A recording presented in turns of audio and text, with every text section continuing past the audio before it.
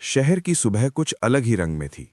चौतरफा पुलिस की गाड़ियां, बैरिकेड, चमचमाती वीआईपी कारों की कतार और लाउडस्पीकर पर गूंजते उद्घोष।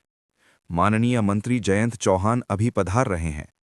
हर चौराहे पर खाकी वर्दी वाले जवान तैनात थे, लेकिन उनमें से एक चेहरा बाकी सबसे अलग था। कड़क यूनिफॉर्म में खड़ी, कंधे सीधे, नजरें तेज और चेहरे पर अडिग सन्नाटा। नाम था आईपीएस अधिकारी नेहा शर्मा। सुबह सुबह उसे आदेश मिला था कि आज उसे मंत्री जयंत चौहान की सुरक्षा में रहना है। नेहा ने बस जी कहकर वायरलेस उठाया, लेकिन अंदर कहीं एक पुराना जख्म फिर हरा हो गया।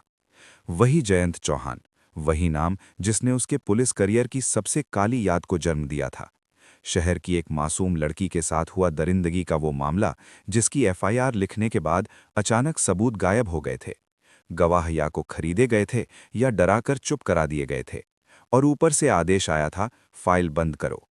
उस वक्त नेहा नहीं थी, सिस्टम की ताकत समझ रही थी, लेकिन भूल नहीं पाई थी। और आज, जहां एक कॉन्फ्रेंस हॉल में मंत्री की प्रेस वार्ता होनी थी, नेहा मंत्री के पीछे पीछे चल रही थी। उसकी नजरें भीड़ को स्कैन कर रही थीं, लेकिन दिमाग में सिर्फ एक तस्वीर घूम रही थी, वो लड़की की जिसका चेहरा रातों को चैन से सोने नहीं देता था। मंत्री मंच पर पहुंचे और जयंत चौहान अपने चिरपरिचित अंदाज में महिलाओं की सुरक्षा, भ्रष्टाचार मुक्त शासन और पारदर्शिता पर भाषण झाड़ने लगे। नेहा पीछे खड़ी थी, लेकिन उसके कानों में हर शब्द जहर जैसा उतर रहा था। तभी उसकी जेब में रखे फोन पर एक मैसेज आया। गवाह का पता मिल गया। गांव के बाहर कल सुबह मिल सकते हैं। नेहा की उंगलियां कस गईं। ये वही गवाह था जो सालों से गायब था और केस की चाबी बन सकता था। प्रेस कॉन्फ्रेंस खत्म होने पर मंत्री वीआईपी लाउंज में लौटे। नेहा भी साथ गई। जयंत चौहान ने उसे देखते ही मुस्कुराकर कहा, शर्मा मैडम, फालतू मेहनत में मत पड़ो। बहुत देखा है मैंने तुम्हारे जैसे ईमानदारों को। फाइल छोड़ दो, नहीं तो तुम्हारा भी करियर और जिंदगी दोनों यहां खत्म हो जाएंगे। नेहा की आंखों में हल्की सी चमक आई, लेकिन चेहरे पर भाव वहीं स्थिर रहे। सर, मेरी ड्यूटी खत्म। बस इतना कहकर वो बाहर निकल गई। रात को वो अपने घर लौटी, लेकिन घर का माहौल भारी था। पति अर्जुन की आंखों में सवाल थे और छोटी बेटी अवनी अपने होमवर्क में लगी थी, मानो घर में चल रहे तनाव को समझती हो। नेहा ने अर्जुन को बस इतना कहा, कल मुझे बाहर जाना है, जरूरी है। सुबह वो दो जवानों के साथ गवाह के गांव के लिए निकली। रास्ता सुनसान था, खेतों के बीच से जाती पगडंडियां, हवा में धूल और दूर कहीं ढोल की आवाज। लेकिन जैसे ही वो गांव पहुंची, देखा कि गवाह का घर आधा जला पड़ा था। दरवाजा टूटा और अंदर बस राख और सन्नाटा। पड़ोसी ने फुसफुसाकर कहा, रात को कुछ लोग जीप में आए थे, उसे उठाकर ले गए।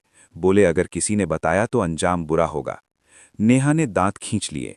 वापसी के रास्ते पर ही उसे कॉल आया, आज शाम मंत्री की एक और प्रेस कॉन्फ्रेंस है, तुम्हें सुरक्षा में रहना है।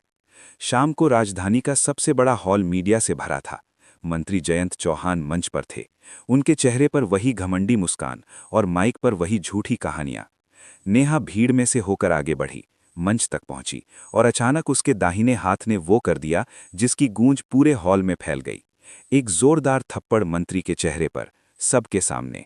कैमरों के फ्लैश चमके, पत्रकारों की कलम रुक गई और हॉल में पिन गिरने जितनी खामोशी छा गई।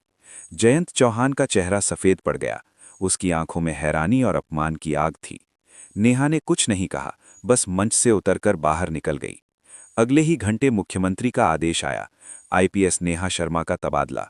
लेकिन अगले ही दिन सड़कों पर नाले गूंजने लगे, हमें नेहा मैडम चाहिए, सच के लिए लड़ेंगे। हजारों लोग बैनर लिए निकल पड़े। मीडिया में हैशटैग चलने लगे और सिस्टम का थप्पड़, सिंबलाइजेज जस्टिस फॉर विक्टिम। सरकार को समझ आ गया कि ये आग इतनी आसानी से नहीं बुझने वाली। असली खेल अब शुरू होना था, क्योंकि जयंत चौहान अपनी आखिरी और सबसे खतरनाक चाल चलने वाला था। हॉल में गूंजा हुआ वो थप्पड़ जैसे सिर्फ जयंत चौहान के चेहरे पर नहीं पड़ा था, बल्कि उस पूरे सड़े हुए तंत्र के गाल पर पड़ा था जिसने सालों से न्याय को कुचला था। और अब वही तंत्र जल भुनकर नेहा शर्मा को सबक सिखाने की तैयारी में था। मंत्री की आंखों में तिलमिलाहट थी, लेकिन उसके चेहरे पर आई लाली सिर्फ गुस्से की नहीं, अपमान की भी थी। मंच से उतरते वक्त उसने अपने सबसे करीबी पीए की तरफ झुककर धीमे स्वर में कहा, आज रात इसे समझा देना कि सिस्टम में रहते हुए सिस्टम के खिलाफ जाना क्या होता है। उधर बाहर मीडिया के कैमरे नेहा के चारों ओर थे, लेकिन वो बिना कुछ कहे पुलिस की गाड़ी में बैठी और सीधे थाने लौट गई। थाने में माहौल अजीब था। कुछ जवान गर्व से देख रहे थे, कुछ डर से, और कुछ ये सोचकर चुप थे कि आगे क्या होने वाला है। उसी रात राजधानी के बड़े बड़े चैनलों पर बहस छिड़ गई। एक तरफ लोग कह रहे थे कि नेहा ने अपने पद की गरिमा तोड़ी, तो दूसरी तरफ देश भर से आवाजें उठ रही थीं, अगर एक ईमानदार अफसर भी चुप रहेगा तो आम आदमी किससे उम्मीद करे। लेकिन सत्ता के गलियारों में एक और कहानी लिखी जा रही थी। जयंत चौहान ने अपने राजनीतिक आकाओं और मंत्रालय के बड़े अफसरों के साथ एक बंद कमरे में मीटिंग की, जहां बाहर मोबाइल कैमरे सब बंद थे। इसे सिर्फ ट्रांसफर नहीं, खत्म करना होगा, और कानूनी तरीके से नहीं, सिस्टम के तरीके से, मंत्री ने ठंडी आवाज में कहा। अगले दिन सुबह नेहा के घर के बाहर कुछ अजीब हरकतें शुरू हुईं। अजनबी कारें धीरे धीरे रुकतीं, फिर आगे बढ़ जातीं।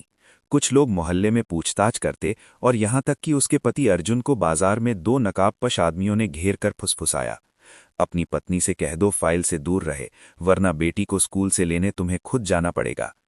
अर्जुन का चेहरा सफेद पड़ गया, लेकिन उसने कुछ नहीं कहा, बस घर लौटते ही दरवाजा भीतर से बंद कर लिया। नेहा को जब ये बात पता चली तो उसकी आंखों में गुस्सा और चिंता दोनों चमक उठे। उसने पति के कंधे पर हाथ रखकर कहा, ये डराने की कोशिश है और यही उनकी सबसे बड़ी कमजोरी है। उधर सड़कों पर माहौल और गर्म हो रहा था। कॉलेज के छात्र, वकील, मजदूर, हर वर्ग के लोग नेहा के समर्थन में पोस्टर लेकर उतर आए। थप्पड़ वाली अफसर अब एक प्रतीक बन चुकी थी। सोशल मीडिया पर उसकी तस्वीरें, वीडियो, भाषण सब वायरल हो गए। लेकिन इस आग को बुझाने के लिए जयंत चौहान ने एक नई चाल चली।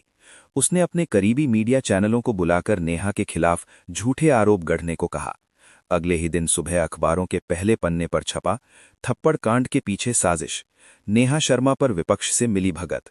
टीवी पर बहसें शुरू हो गईं, क्या नेहा शर्मा हीरो हैं या राजनीतिक मोहरे। ये आरोप नेहा के लिए नया नहीं था, लेकिन इस बार दांव बड़ा था, क्योंकि अगर जनता का भरोसा टूट गया तो आंदोलन खुद ब खुद ठंडा पड़ जाएगा। लेकिन नेहा ने चुप रहने के बजाय सीधा वार करने का फैसला किया। उसने अपने पुराने केस की फाइल फिर से खोली, उन गवाहों और सबूतों की लिस्ट बनाई जो अभी भी मिल सकते थे। उसे मालूम था कि हर कदम पर नजर रखी जा रही है, इसलिए उसने अपने भरोसेमंद पुराने साथी और रिटायर्ड इंस्पेक्टर सुरेश यादव को बुलाया, जो कभी उसकी ट्रेनिंग का हिस्सा रहे थे। यादव ने बिना समय गंवाए कहा, बेटा ये खेल आसान नहीं है, लेकिन अगर तू पीछे हटी तो ये लोग हमेशा जीतते रहेंगे। उधर जयंत चौहान ने पुलिस मुख्यालय पर दबाव डालकर